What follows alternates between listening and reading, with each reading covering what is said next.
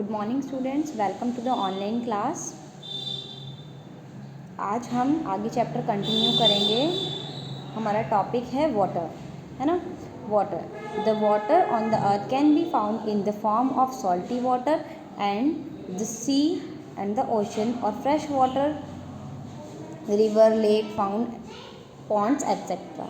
इसमें क्या लिखा हुआ है? वाटर जो है हमारी अर्थ पे अलग अलग फॉर्म्स में फाउंड होती है ना, जैसे कि सॉल्टी वाटर, है ना, नमकीन पानी मिलता है हमें सीज में, ओशंस में, समुद्र वगैरह में, है ना। और फ्रेश वाटर, तब पीने योग्य पानी हमें मिलता है रिवर में, लेक्स में, झील में, पॉन्ड्स में, तालाब में, नदियों में, है ना। अब आगे हमारा टॉपिक आ जाता है इवेपोरेशन। इवेपोरेशन में क्या लिखा हुआ है? There are many natural sources of water on earth. हमारी अर्थ पर बहुत सारे नेचुरल सोर्सेज है, प्राकृतिक साधन हैं पानी के, है ना। जैसे हो गया पॉन्ड्स, रिवर, आगे नेक्स्ट पेज पे है हमारा लेक, वेल एट्सेट्रा।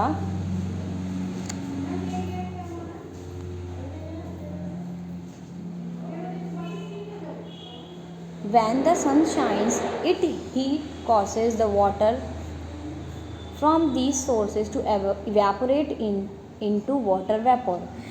अब जब सन शाइन होता है, जो उसकी हीट होती है वो कारण होता है जिससे कि पानी जो है इन नदियों का, लेकों का, है ना, लेक्स का, वेल का, ये पानी जो है इवेपोरेट हो जाता है, मतलब भाप बन जाता है।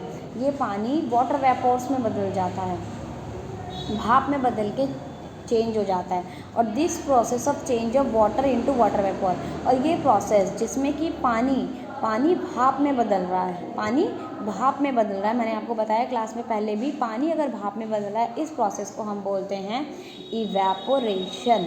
उसे बोलते हैं इवेपोरेशन।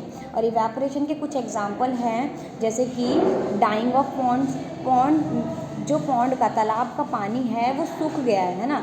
सूख गया इन द सेंस मतलब क्या, हम सारा का सारा पॉन्ड का पानी ही यूज़ कर लिए? नहीं, उस पॉन्ड का पानी जो है सूरज की गर्मी से, जब सनशाइन हुआ तो उसकी हीट जो है वो धरती पर पड़ी, जिसकी गर्मी से पॉन्ड सूख गया। हमारे कपड़े जो सूखते हैं वो भी कौन सा प्रोसेस है? इवेपोरेशन, है ना। इवेपोरेशन प्रोसेस कैसे है? उसमें पानी था, है ना, जैसे ही सूरज की गर्मी उस पर पड़ी, वो पानी जो है सूख करके भाप बन गया, है ना, भाप में चेंज हो गया, पानी भाप में चेंज हो गया।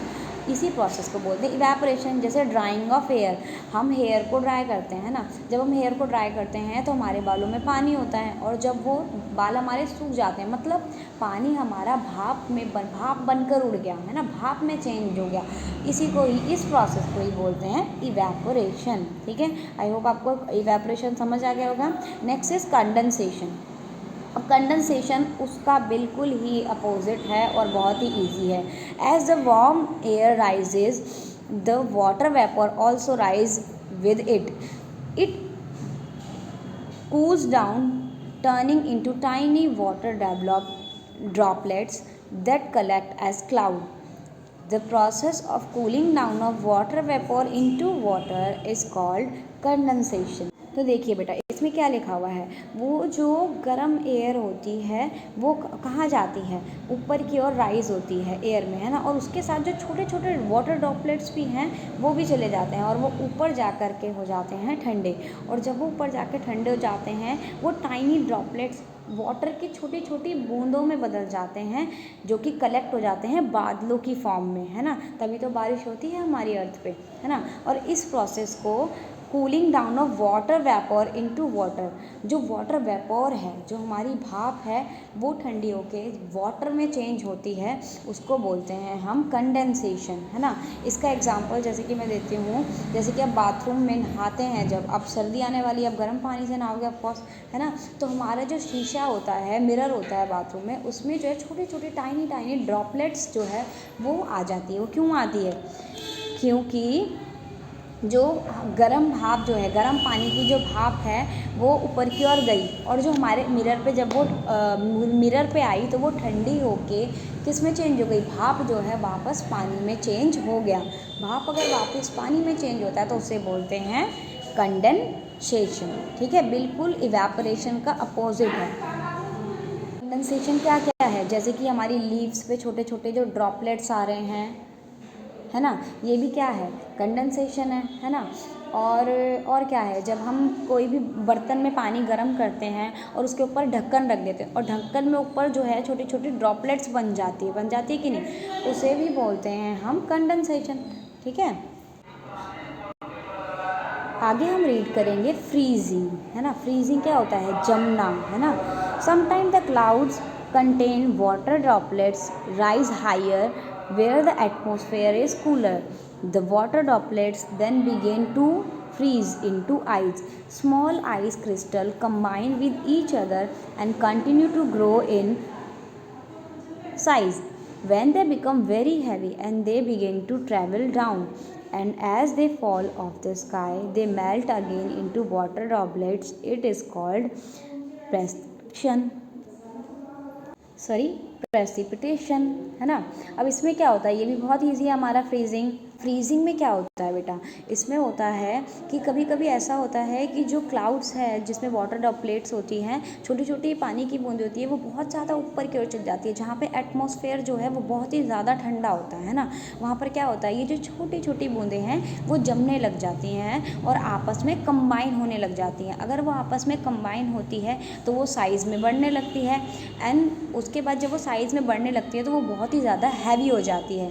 तो उसके बाद जब वो ज़्यादा हैवी हो जाती है तो वो वापस नीचे ट्रैवल करने लगती है, और जब वो वापस नीचे ट्रैवल करती है तो वो दोबारा गलने लगती है और वापस मेल्ट होके वाटर ड्रॉपलेट की फॉर्म में आ जाती है, छोटी छोटी बूंदों में आ जाती है। और इसी को बोलते हैं प्रेसिपिटेशन।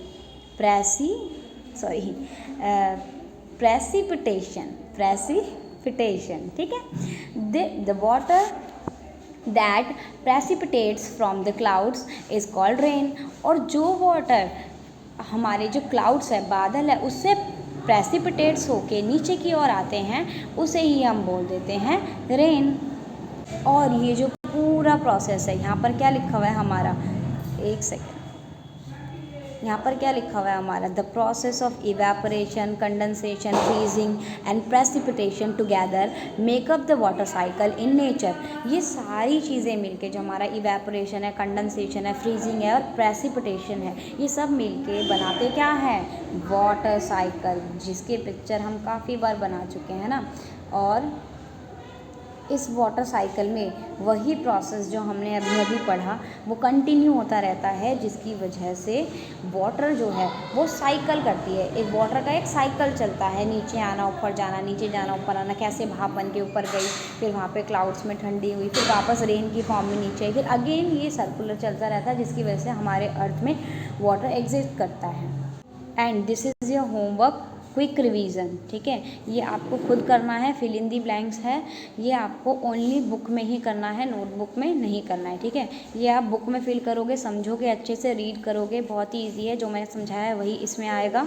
ठीक है, और उसके बाद आपको अपनी नोटबुक में ये वाटर साइकिल ड्रॉ करनी है, सुंदर सी कलर करके ड्रॉ करनी है और सुंदर सा कलर करना है। ठीक है, ये आपका होमवर्क है। So this is enough for today. Stay at home, don't go out to play because pollution level is very high, so stay safe.